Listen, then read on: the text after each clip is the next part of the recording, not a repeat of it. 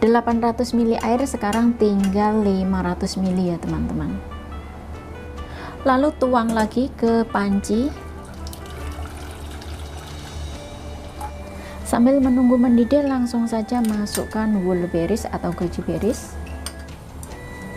Kita aduk-aduk rata, biarkan airnya mendidih. Ini baunya harum banget ya.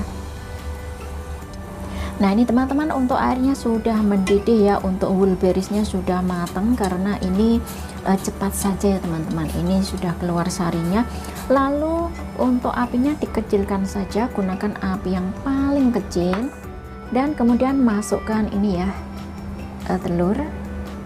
Ini gunakan api yang paling kecil biar telurnya lembut, dan masukkan telur pelan-pelan, lalu pelan-pelan kita aduk merata.